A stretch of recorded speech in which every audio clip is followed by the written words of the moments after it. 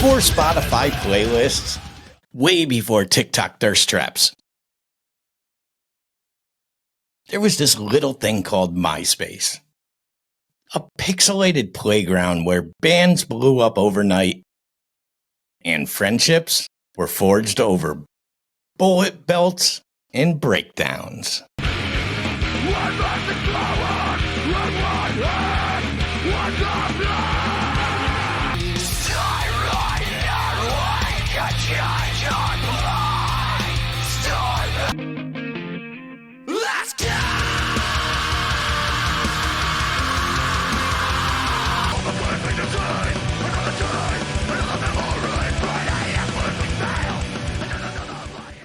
From the ashes of angsty status updates and HTML chaos rose a movement, once that fused brutality of hardcore, the technical chops of metal, and the emotional chaos of emo.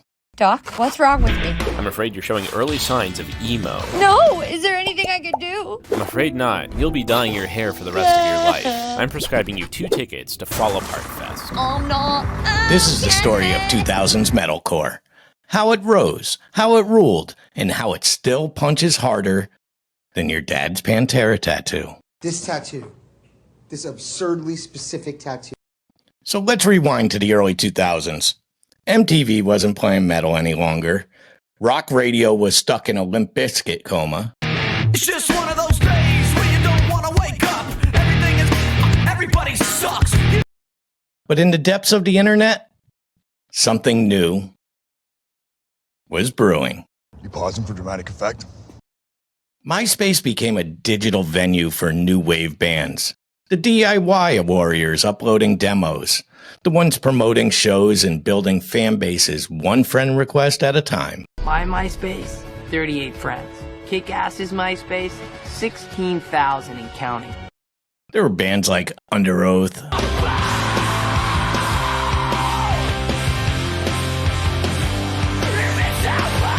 A Day to Remember, and Bullet for My Valentine, a band I absolutely love.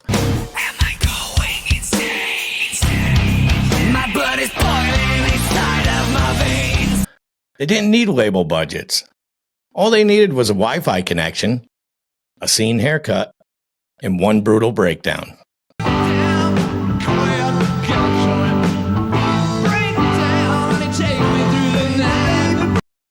And then there was the great Killswitch Engage, the band that practically handed metalcore its fangs.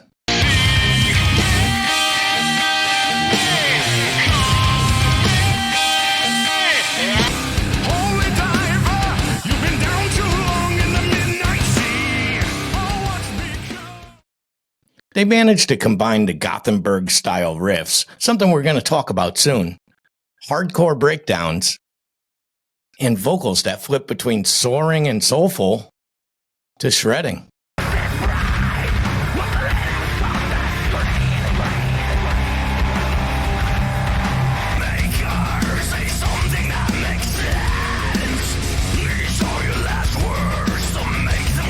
We could also add in As I Lay Dying, Trivium, Bleeding Through.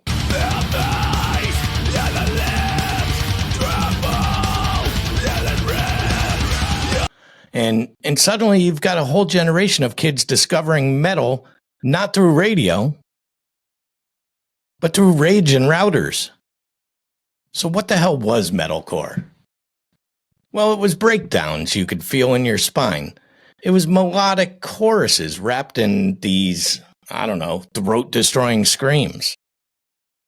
It was circle pits, spin kicks, mic swings that could decapitate a fan in the front row. And I hope they cut his head off. Vocally, you had 2 worlds to live in. You had Howard Jones of Killswitch, who delivered soulful cleans and growls that could shatter drywall. And then you got Spencer Chamberlain of Under Oath, shrieking like an exorcism set to blast beats. And the look, you gotta remember it. Swoop haircuts, skinny jeans tighter than your sister's leggings. Merch tees with fonts that are so unreadable they look like alien code.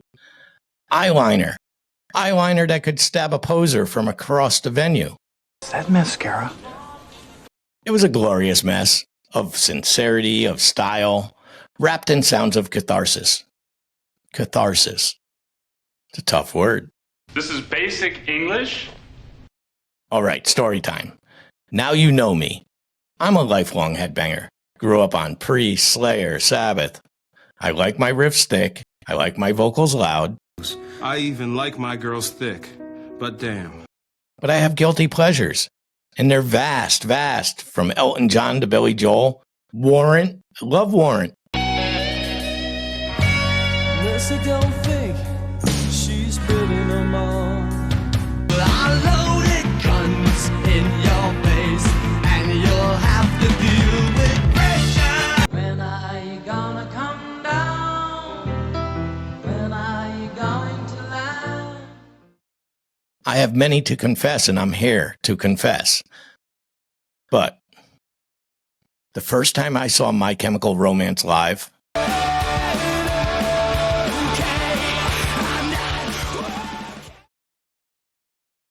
I was with my son, and something about it hit me that I didn't expect. We were at this show, MCR took the stage, the crowd lost their minds. My son, this kid starts screaming every word to Welcome to the Black Parade like it was gospel.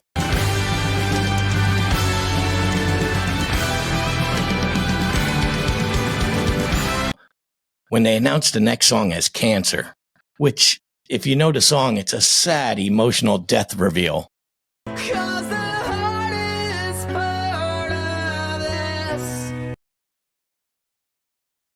There's my 13-year-old son, Anthony, screaming out, punching his fist in the air, woohoo, cancer!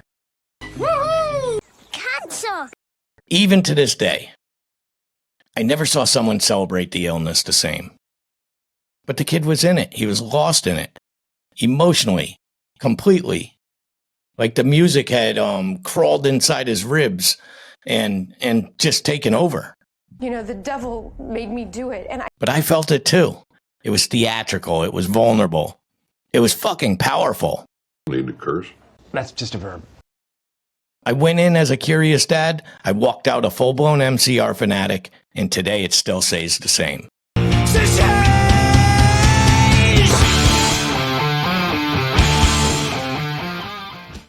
What did Gerard Way Try again. do to Jared? Oh, that's not his name, but whatever thrills you. Gerard Way What's wrong with you? do that night? It wasn't emo. That was an arena-sized emotional metal opera with black lipstick and bulletproof hearts.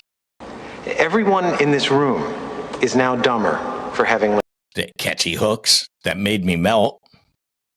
And honestly, that's the magic. That's the magic of this era. It did not matter if you were 15 or 50. The music spoke to you. and you, my friend, are an embarrassment. But of course, not everyone was headbanging in unity. All the metal purists came out swinging. You call this metal? Where's the solos? What is this hot topic crap? Freaking hot topic. That explains everything. Oh yeah, the Gatekeepers were furious. And to be fair, some of it was style over substance. We get that. But the metalcore kids, they didn't care. They built their own scene, their own rules, their own community. It's like children of the corn. And as the scene exploded, so did the debate. Bands like Bring Me the Horizon started as deathcore titans.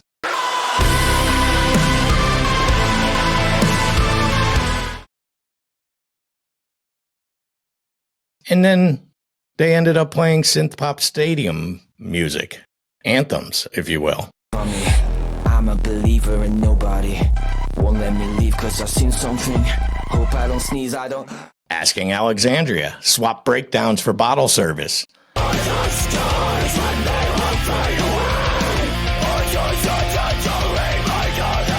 Purpose, try to find a purpose. I wonder what the devil will find. Trapped inside the... So I don't know if it was evolution or betrayal. Depends who you ask. Today, the Warped Tour is dead. Myspace is nothing more than a digital graveyard. But the spirit of metalcore lives on. You hear it in bands like Spiritbox.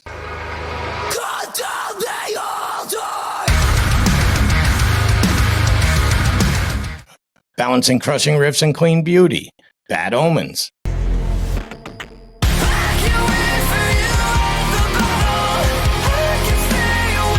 Who sound like Bring Me to the Horizon, and the Deftones had a Sad, Sexy Baby. Sad and sexy. Like Freddy Krueger's Boiler Room. Motionless in White, Dayseeker, Code Orange. Loathe. These bands carried a DNA of 2000s metalcore. They evolved, they adapted, and stayed unapologetically emotional.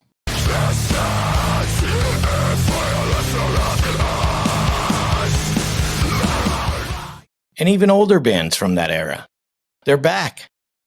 Killswitch. Killswitch is stronger than ever. MCR's reunion tour nearly broke the fucking internet. Turns out this genre wasn't a phase. Mom. Just a phase? You had a sexy phase? My mom wasn't around for this. So here's the question. What band dragged you into the mosh pit during the metalcore boom? Was it the guttural chaos of maybe a Parkway Drive? The heartbreaking anthems of MCR? Or was it the MySpace demo of some band no one's ever heard of since 2007? History.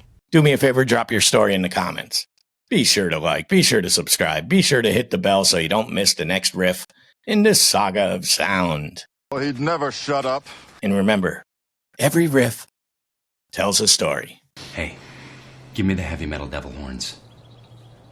Also, be sure to download the new episodes every Monday on Apple Podcasts and Spotify Podcasts. Search Headbangers History. The links are below wherever you're looking. We're going audio, baby, because nobody wants to look at this face for much longer. Goodbye.